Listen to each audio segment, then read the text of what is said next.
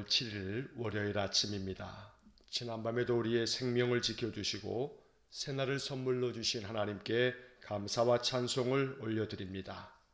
오늘도 예배로 하루를 시작하는 성도님들의 삶에 주님의 은혜와 평강이 가득하시길 축원합니다. 사도신경으로 우리의 신앙을 고백하겠습니다. 나는 전능하신 아버지 하나님 천지의 창조주를 믿습니다. 나는 그의 유일하신 아들 우리 주 예수 그리스도를 믿습니다. 그는 성령으로 잉태되어 동정녀 마리아에게서 나시고 본디오 빌라도에게 고난을 받아 십자가에 못 박혀 죽으시고 장사된 지 사흘 만에 죽은 자 가운데서 다시 살아나셨으며 하늘에 오르시어 전능하신 아버지 하나님 우편에 앉아 계시다가 거기로부터 살아있는 자와 죽은 자를 심판하러 오십니다. 나는 성령을 믿으며 거룩한 공교회와 성도의 교제와 죄를 용서받는 것과 몸의 부활과 영생을 믿습니다. 아멘. 찬송가 314장 찬송하겠습니다. 찬송가 314장입니다. 내 구주 예수를 더욱 사랑 엎드려 비는 말 들으소서. 내 진정 소원이 내 구주 예수를 더욱 사랑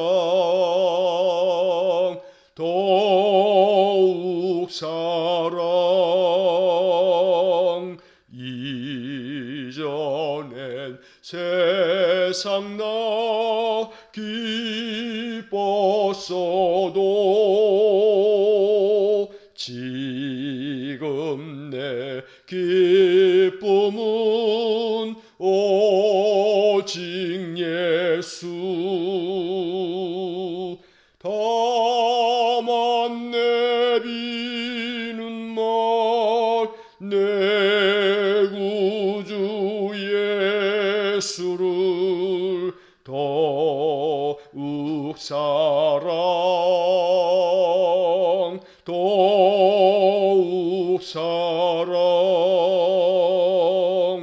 이 세상 떠날 때 찬양하고 숨질 때 하는 말이 것일세. 다만 내비는 말 내 구주 예수를 더욱 사랑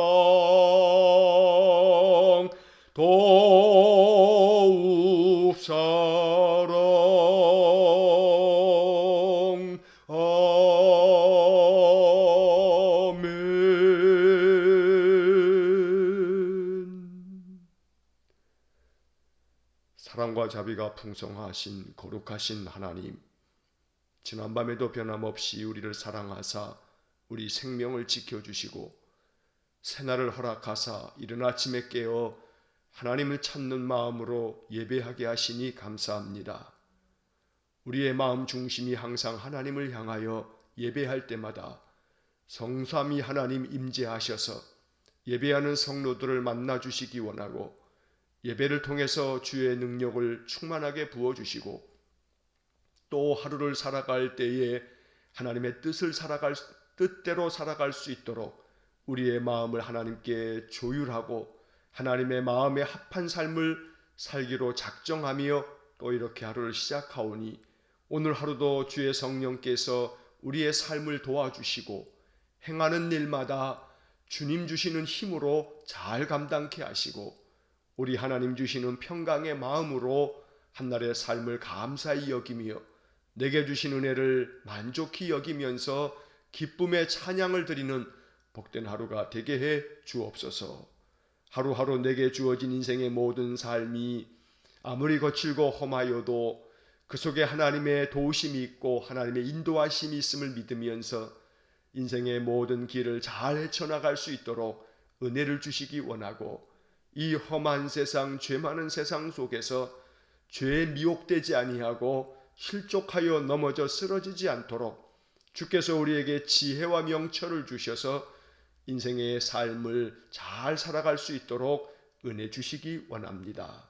전능하신 하나님, 오늘도 이른 아침 새벽을 깨워 주님 앞에 예배하는 우리 온 성도들에게 한량없는 은혜를 내려주시고 주의 영광의 얼굴 빛을 우리에게 비추어 주셔서 우리 심령의 모든 어두움들이 다 사라지게 하시고 근심도 걱정도 염려도 그 어떤 불안이나 인생에 대한 두려움도 우리의 마음에서 다 사라지고 오직 하나님의 은혜의 빛, 그 영광의 빛이 가득 채워짐으로 마음이 평안하고 육신은 더 강건하고 인생의 모든 삶의 환경까지도 하나님 주장하셔서 우리의 삶에 사방의 평안이 있도록 은혜 주시기 원합니다.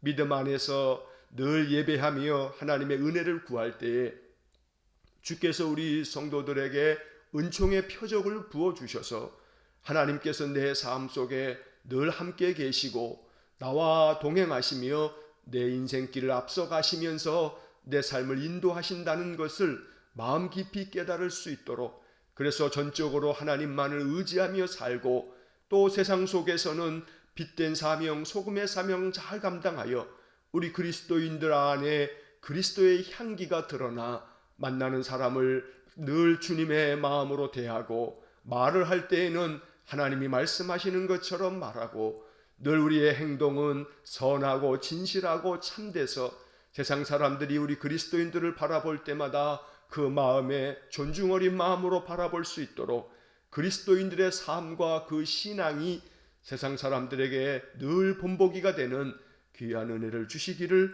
간절히 원합니다.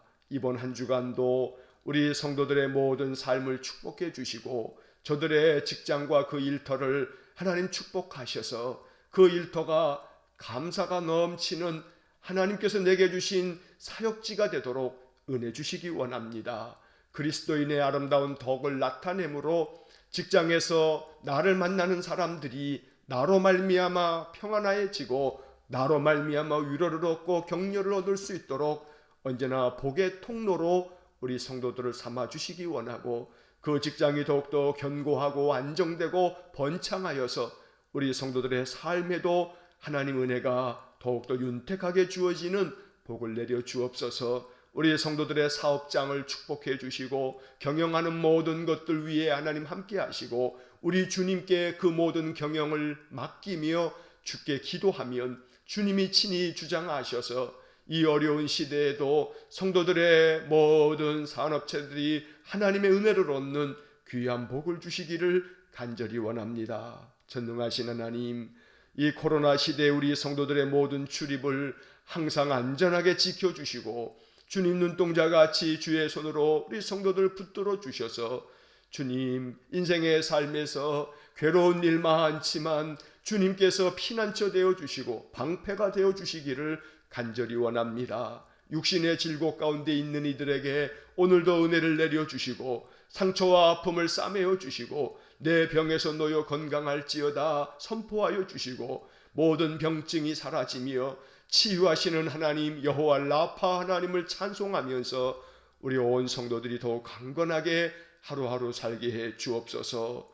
병상에 계신 우리 반병석 집사님을 오늘도 긍휼히 여겨주시고 그 병상에서 하나님을 찾고 또 의지하며 기도하오니 우리 주님 거룩한 손으로 안수하여 주시고 하늘의 평강이 가득한 귀한 은혜를 내려 주옵소서. 전능하신 하나님, 오늘도 이른 아침 깨어 주님께 예배하며 우리 마음 가운데 기도를 하는 하늘로 올려 보내드리오니 우리의 기도를 받아주시고 우리의 기도가 울타리를 넘어 우리 주변을 향하여 기도하게 하시고 또 이 나라 이 민족을 위하여 세상 열방을 위하여서도 우리의 마음에 기도를 주님께 드리는 귀한 기도의 삶, 또 중보의 삶을 살게 해 주옵소서.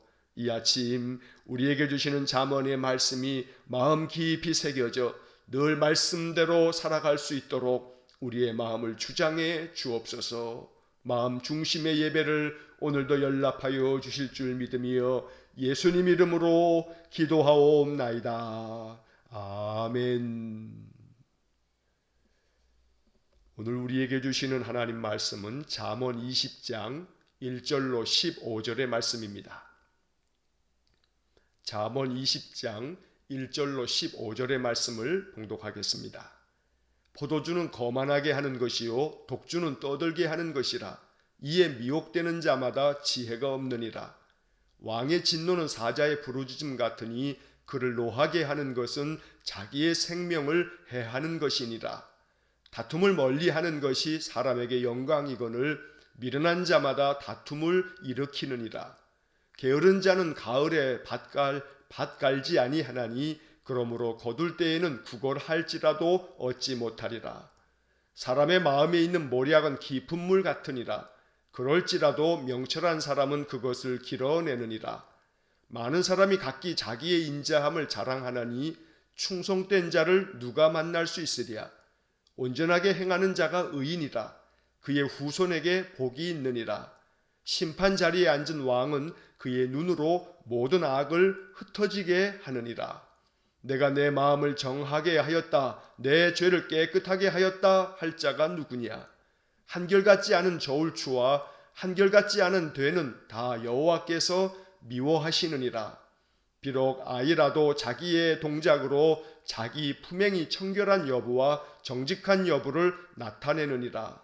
듣는 귀와 보는 눈은 다 여호와께서 지으신 것이니라. 너는 잠자기를 좋아하지 말라. 내가 빈궁하게 될까 두려우니라. 내 눈을 뜨라. 그리하면 양식이 족하리라. 물건을 사는 자가 좋지 못하다 하다가 돌아간 후에는 자랑하느니라. 세상에 금도 있고 진주도 많거니와 지혜로운 입술이 더욱 귀한 보배니라. 아멘. 자, 오늘도 우리에게 주신 이 잠언의 말씀이 우리에게 지혜와 명철을 가져다 주는 귀한 교훈의 말씀이 되기를 원하고, 또 이 말씀 마음 깊이 새겨서 날마다 우리의 삶의 인생의 지침이 될 수 있기를 간절히 축원합니다. 자, 1절 말씀부터 이제 9절 그 말씀의 뜻과 그 의미를 우리 묵상하겠습니다. 자, 1절을 보시면 포도주는 거만하게 하는 것이요 독주는 떠들게 하는 것이라. 이에 미혹되는 자마다 지혜가 없느니라. 자, 오늘 이 1절의 말씀을 읽으면서 우리가 마음 가운데 한번 정리해야 할 것이 있습니다. 술에 대한 문제입니다. 자, 오늘 성경은 포도주는 거만하게 만든다. 또 독주는 떠들게 만든다. 그래서 이것 때문에 미혹된 자들은 참 지혜가 없는 자다. 이렇게 말씀하고 있습니다. 여기서 중요한 것은 포도주나 독주, 이 술은 우리로 하여금 어떠한 영향을 미치게 되는데 그게 대체로 부정적인 영향을 미친다라는 이야기를 하고 있는 겁니다. 여러분 누구나 술과 또 독주와 그 어떤 술의 종류라 할지라도 그것 자체가 어떤 가치가 있는 것은 아닙니다. 옳고 그름의 문제로 술은 그저 이것이 잘못된 것이다, 아주 죄악된 것이다 이렇게 볼 문제는 아닙니다. 왜냐하면 술이라고 하는 것 자체는 이것이 나쁜 것이고 좋은 것이고 하는 가치의 문제가 있는 것이 아니고 그 술로 말미암아 사람이 어떠한 영향을 받는가의 문제가 참 중요하기 때문입니다. 사실 술에 대한 관점은 여러 가지가 있겠습니다만 오늘 아침에 짧은 시간에 잠시 살필 수 있는 것은 두 가지 측면으로 나누어 볼 수가 있습니다. 첫째는 문화적인 측면에서 술은 이것은 기호의 문제이거나 또 삶에 직결되어지는 아주 중요한 생존의 문제이기도 합니다. 무슨 말씀이냐 하면 사실 술이라고 하는 것은 기호품입니다. 먹을 수 있고 마실 수 있습니다. 그런데 이 술이라고 하는 것이 어떠한 사회에서는 이것이 매우 경계가 되어지는 악으로 죄로 여겨지는 그런 사회가 있는 반면에 또 어떠한 문화와 어떤 사회 속에서는 어떤 나라들은 전혀 그렇지 않다는 겁니다. 예를 들자면 유럽에 가면 그 물 자체가 아주 석회가 많이 끼어 있습니다. 석회질이 많은 물입니다. 이러한 물을 그냥 계속 먹게 되면 사람의 건강을 치명적으로 해치게 됩니다. 그래서 유럽에서는 이 석회질이 많은 석회수가 그들의 그 물이라고 하는 것 속에 대부분의 모든 물이 그렇기 때문에 예를 들자면 독일 같은 데서는 그저 맥주라고 하는 이 술의 종류가 그냥 물처럼 음료수처럼 마셔지는 그런 문화 가운데 있다는 겁니다. 자, 반면에 초기 한국 교회는 선교사들이 선교하러 한국에 왔더니 이 한국 사람들이 매우 방탕한 삶을 삽니다. 왜냐하면 농번기에 농사를 계속 지을 때는 분주하게 사는 것 같다가 모든 농사가 마쳐지고 추수가 끝나고 나면 그 추수하여서 얻은 그러한 소득을 가지고서 겨우 내내 술과 도박에 빠져서 아주 피폐한 삶을 사는 그런 이 한국 사람들을 선교사들이 보게 된 겁니다. 그래서 선교사들은 우리 한국교회 초기에 한국교회에서 많은 우리 신자들에게 가르쳤습니다. 술을 끊으라. 술 취함은 하나님께서 기뻐하시지 않는 것이다. 그래서 매우 이 술에 대한 문제에 대해서 금주령을 내리면서 아주 엄격하게 가르쳤던 것이 한국교회의 그러한 어떤 전통처럼 내려온 것입니다. 자, 그런 점에서 문화적인 측면에서 술이라고 하는 것은 유럽에서는 생존의 문제, 건강의 문제가 달려있기 때문에 매우 우호적으로 그저 그건 아무런 문제가 없다라고 그렇게 그런 문화 배경 속에 있는 반면에 우리 한국에서는 이 술이라고 하는 것이 우리의 건강을 해칠 뿐만 아니라 우리의 삶을 망치게 만드는 주범이 된다라고 엄히 경계했던 것입니다. 자, 신앙적인 측면에서 바라보자면 이 술이라고 하는 것은 구원의 문제하고는 아무 관계 없습니다. 술을 마신다고 해서 구원을 못 받거나 또 술을 마시지 않으니까 구원받을 수 있다 이런 문제가 아니라는 겁니다. 다만 한 가지 우리는 이 술의 문제에 있어서 성경이 가르쳐주는 지혜로운 교훈을 마음속에 배워야 합니다. 자, 1절 말씀을 다시 보시면 술은 포도주나 독주나 그 어떤 것이든 사람에게 어떤 영향을 미치는데 거만하게 하거나 떠들게 만든다라고 성경에 되어져 있습니다. 자, 이것은 결국은 이 술이라고 하는 것이 사람으로 하여금 실수하게 하고 혹은 이것으로 인해서 큰 죄를 범하게 되기 때문에 이것에 대해서 엄히 경계하고 조심하고 삼갈 줄 아는 그런 마음이 필요하다는 겁니다. 사도 바울은 에베소서 5장 18절에서 이렇게 우리에게 말씀해 주었습니다. 술 취하지 말라. 이는 방탕한 것이니 오직 성령의 충만함을 받으라. 술 취함을 방탕함과 연결짓고 있습니다. 왜냐하면 술은 계속해서 우리로 하여금 더 많은 술을 마시게 하면서 실수하게 만들기 때문입니다. 이성을 잃게 만들 수도 있습니다. 요즘 우리가 사회적으로 이슈가 되어지고 있는 음주 운전에 대한 문제는 나 자신의 문제만이 아니라 다른 사람의 생명까지 위협하는 크나큰 문제이기 때문에 오늘 1절의 말씀은 우리 마음 가운데 더 깊은 교훈으로 받아들일 수 있어야겠습니다. 자, 이어지는 2절의 말씀을 보면 왕의 진노는 사자의 부르짖음 같으니 그를 노하게 하는 것은 자기의 생명을 해하는 것이니라. 왕을 화나게 만들면 왕으로 하여금 진노케 한다면 그 사람은 자기 생명을 해하는 것처럼 자기가 위태롭게 되고 죽을 수도 있다라고 말하고 있습니다. 사자가 부르짖는 것처럼 왕이 진노하게 되면 그 어떤 백성도 살아남기 어렵다라고 말하는 것입니다. 자, 그런데 이 2절의 말씀은 우리가 이어지는 8절의 말씀하고 같이 읽어야 그 의미가 좀 더 우리의 마음속에 깨달아집니다. 자, 8절 말씀 보면 심판 자리에 앉은 왕은 그의 눈으로 모든 악을 흩어지게 하느니라. 자, 여기서 심판 자리에 앉은 왕. 자, 왕은 재판관이기도 합니다. 그래서 옳고 그름을 분별해서 악을 행한 자, 옳지 못한 자에 대해서 심판하고 재판하는 것이 왕의 역할입니다. 자, 그래서 이 2절과 8절의 말씀 속에서 여기서 왕이라고 하는 것은 더 깊은 그 말씀 속에 담겨져 있는 그런 상징적 의미는 바로 여호와 하나님, 만왕의 왕이 되신 우리 주님은 심판 자리에 앉아 계시는 왕이다 라고 하는 것을 이야기하는 것입니다. 그래서 심판 자리에 앉아 계신 하나님께서는 그 눈으로 모든 악한 것들을 꿰뚫어 보시고 이 모든 것들에 대하여 진노하시고 심판하실 것이라 라고 하는 교훈이 담겨져 있습니다. 그러므로 언젠가 우리는 하나님 앞에 심판을 받아야 합니다. 그 심판의 자리에 죄와 허물을 그리스도의 보혈로 씻어내고 우리 주님의 이름으로 참회하면 우리의 죄가 사라지는 것이 아니라 주님께서 보혈로 씻어내 주시듯 덮어주심으로 비록 죄인이나 의롭다고 인정해 주셔서 우리가 하나님의 백성이 되어질 수 있습니다. 하나님의 심판의 자리에 설 때에도 우리 주님의 그 은혜가 덧입혀져서 우리는 구원받는 백성이 될 것입니다. 그러나 항상 마음속에는 늘 하나님 앞에 내가 심판받을 자임을 기억하면서 언제나 하나님의 진노 가운데 서지 않도록 늘 주님의 말씀을 따르고 주님을 기쁘게 해드리는 귀한 믿음의 삶이 가장 지혜로운 인생인 것입니다. 자, 이어지는 3절 말씀 보면 다툼을 멀리하는 것이 사람에게 영광이거늘 미련한 자마다 다툼을 일으키느니라. 다툼을 멀리하는 것이 지혜다. 그러면 그 사람이 영광을 받게 될 거다라고 말씀합니다. 한마디로 이야기해서 지혜로운 사람은 피스메이커입니다. 평화를 만드는 사람입니다. 반면에 어리석은 자는 트러블 메이커입니다. 언제나 그 사람이 있으면 트러블이 생깁니다. 갈등이 생깁니다. 다툼이 생깁니다. 그런 사람은 어리석은 사람입니다.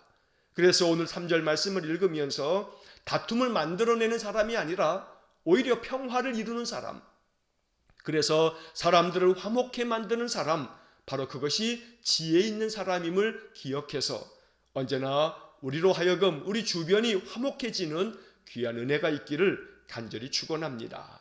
자, 4절 말씀, 게으른 자는 가을에 밭 갈지 아니하나니 그러므로 구걸할 때에는 거둘 때에는 구걸할지라도 얻지 못하리라.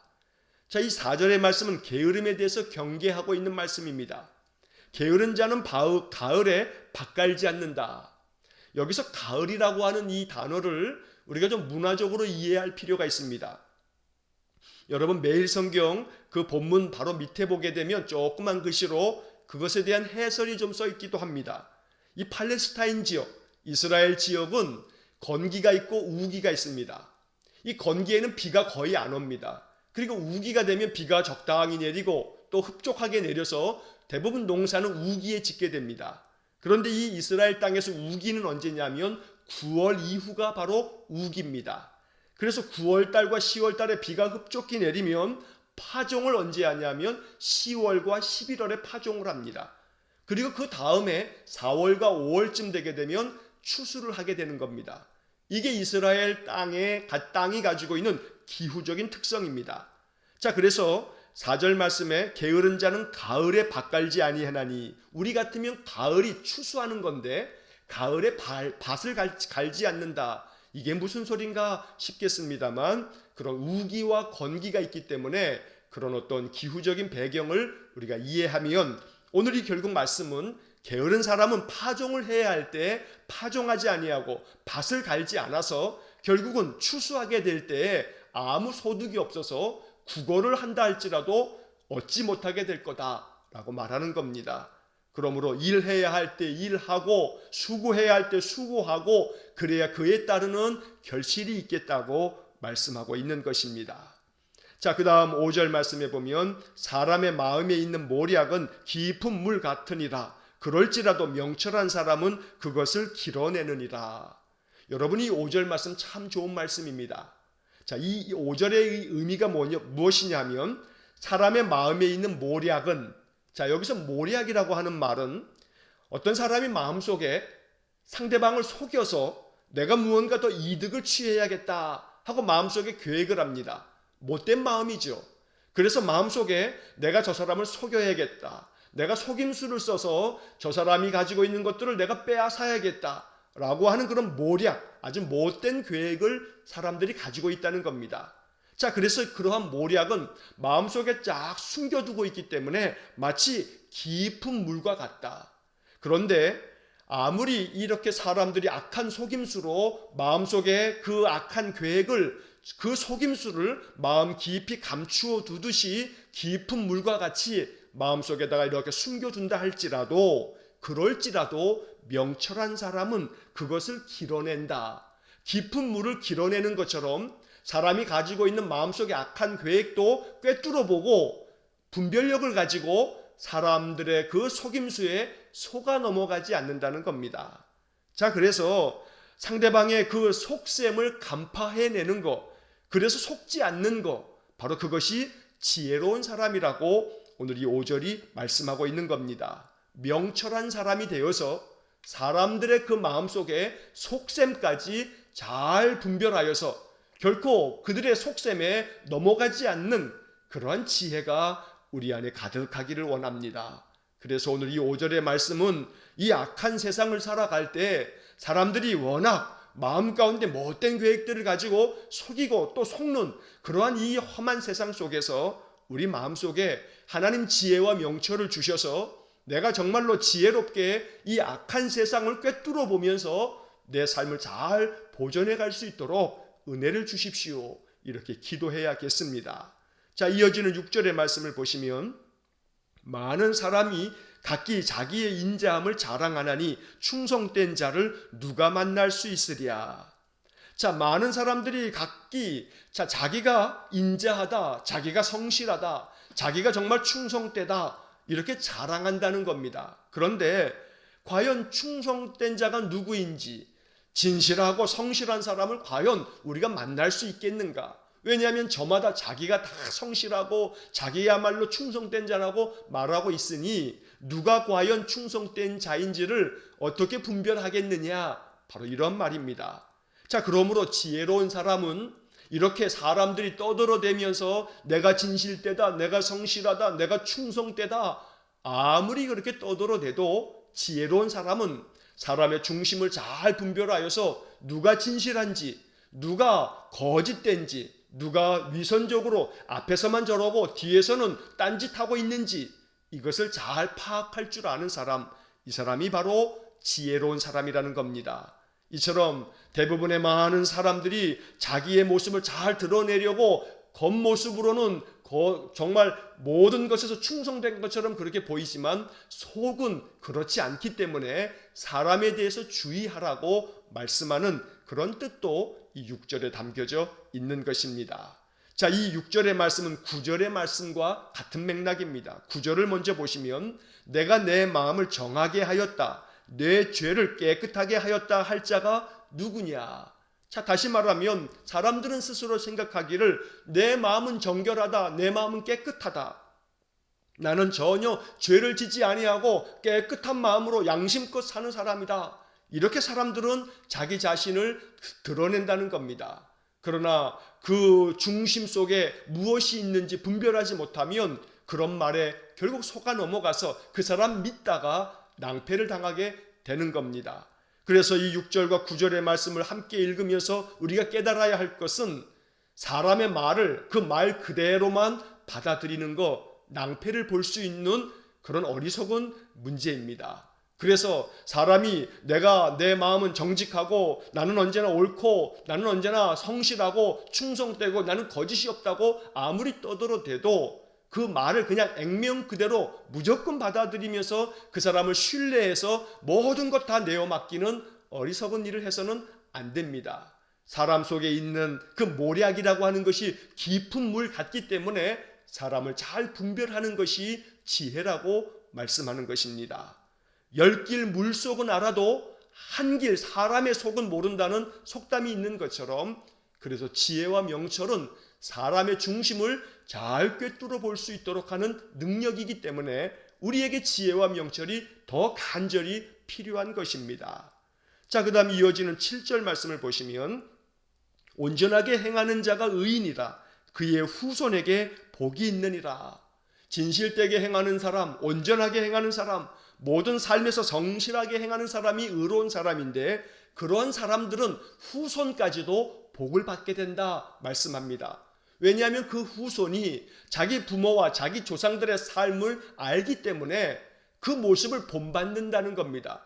그러면 자연스럽게 그 후손도 언제나 온전한 삶을 선택하여 살 것이기 때문에 그 후손에게도 복이 된다고 말씀하고 있는 겁니다. 언제나 우리 자녀 손들에게 아름다운 본이 될 수 있는 삶을 살아야 함을 가르쳐주는 말씀이기도 합니다. 자녀들은 부모의 뒷모습을 보고 자란다고 합니다. 우리 부모들이 앞모습이 아니라 뒷모습을 보면서 자녀들은 그 부모의 뒷모습을 따라간다고 말하는 겁니다. 그러므로 언제나 앞이나 뒤나 한결같아서 진실되면 자녀들은 그 부모의 뒷모습을 바라보면서 뒷모습까지도 진실되면 그 후손들은 그 진실됨을 따라가겠다 말씀하고 있는 것입니다. 자, 8절과 9절의 말씀은 앞서서 우리가 살펴보았고, 이제 10절의 말씀을 보면 한결같지 않은 저울추와 한결같지 않은 되는 다 여호와께서 미워하시느니라. 자, 한결같지 않은 저울추, 한결같지 않은 대.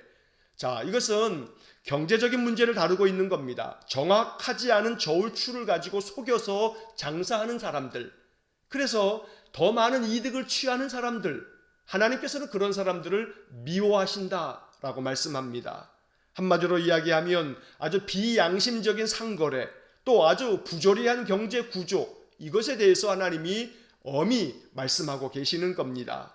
언제나 정직한 마음으로 상인이 그 장사를 할 때에 하나님 앞에서 정직함이 있다면 하나님이 그를 기뻐하실 겁니다. 당연히 장사라고 하는 것은 상업적인 어떤 모든 거래라고 하는 것은 이득을 남기게 되어져 있습니다. 이득이 없이 그렇게 상거래가 이루어지지는 않습니다. 그러나 문제는 그 이익과 이득이라고 하는 것이 아주 터무니없이 굉장히 많은 그런 폭리를 취한다라고 하는 것은 이것은 옳지 못하기 때문에 하나님께서는 한결같지 않은 저울추에 대해서 아주 엄히 미워하신다고 말씀하고 있는 겁니다. 오늘 이 10절의 말씀은 정말로 이 사회 구조가 더 많이 변화되어져야 할 것이기 때문에 우리는 이 10절을 가지고 많이 기도해야 합니다. 경제적인 문제에 있어서 오늘 이 나라는 구조적으로 참 많은 문제가 있습니다. IMF 이후에 우리 경제 구조 속에 들어온 것이 뭐냐면 비정규직이라고 하는 겁니다. 여러분, 비정규직이라고 하는 것은 97년, 98년 IMF 이후에 생겨진 이 나라의 왜곡된 경제 구조입니다. 그래서 많은 문제들이 파생되고 있습니다. 그래서 점점 더 대기업과 중소기업들, 또 그 밑에 하청, 재하청, 수많은 작은 기업들이 참 많은 어려움들을 겪게 됩니다. 오늘 우리들은 이 나라 이 경제 구조가 소위 말해서 경제 정의가 실현되어지도록, 경제 민주화가 실현되어지도록, 정규직과 비정규직이 정말로 이런 어떤 구조적 문제도 더 바르게 해결되어져서 정말 노동자들이 그 수고한 만큼의 대가를 정당하게 보장받고 그들이 일할 수 있는 권리를 누릴 수 있도록, 대기업의 막강한 그 권력을 가지고 부리는 그 횡포 자체가 경제 구조를 왜곡시키고 있기 때문에 제도적으로 법적으로 대기업들이 소위 말해 악을 행하지 못하도록 만들어가는 이 경제정의, 이것이 실현되어지도록 우리는 기도해야 하고, 정치하는 이들이 경제적인 문제에 있어서 이런 문제들을 어떻게 다루는지 그들의 공약을 살펴보면서 선거 때마다 선거로 심판해야 합니다. 그래서 대기업 중심적인 그러한 정책을 가지고 있는 정당이나 정치인들은 우리가 배제시켜야 합니다. 그래서 정말로 노동자 중심, 약한 자들 중심, 사회적인 약자들이 보호를 받을 수 있는 그런 구조를 만들어 가므로 모두가 다 서로서로 함께 합력하여서 상생을 이룰 수 있는 그런 구조를 만들어 가야 이것이 더 건강한 사회가 된다는 것입니다. 자, 이어지는 11절 말씀, 비록 아이라도 자기의 동작으로 자기 품행이 청결한 여부와 정직한 여부를 나타내느니라. 아이라 할지라도, 어린아이라 할지라도 자기 행동이 정말로 바른가, 또 바르지 못한가, 정직한가, 그렇지 못한가, 이것들을 나타낸다. 그것들을 자기도 안다고 말하는 겁니다. 그러므로 오늘 이 11절 말씀을 읽으면서는 나의 모든 행실을 우리가 압니다. 내가 행하는 것이 옳은지 그른지를 우리 양심이 잘 알고 있습니다.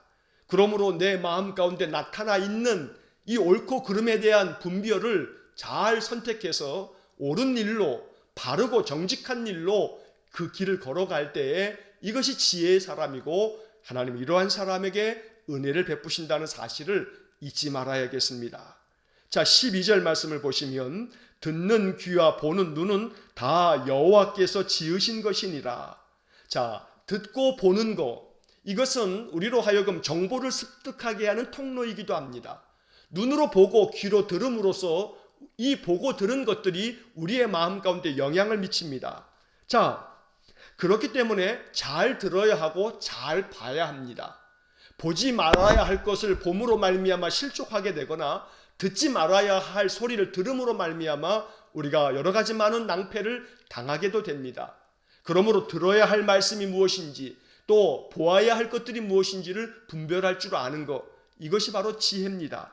하나님이 지어주신 귀와 눈을 가지고 하나님이 목적대로 사용할 줄 알아야 한다는 겁니다. 하나님이 듣는 귀와 눈을 주었다, 하나님이 만드셨다고 성경이 되어져 있습니다. 그러니 하나님께서 만드신 목적대로 귀와 눈을 사용하라고 이 말씀을 그렇게 해석할 수 있는 겁니다. 자, 이어지는 13절과 14절의 말씀은 13절 말씀을 보면 너는 잠자기를 좋아하지 말라. 내가 빈궁하게 될까 두려우니라. 내 눈을 뜨라. 그리하면 양식이 족하리라. 잠자지 말고 눈을 떠서 더 부지런히 일하라고 말씀하는 겁니다.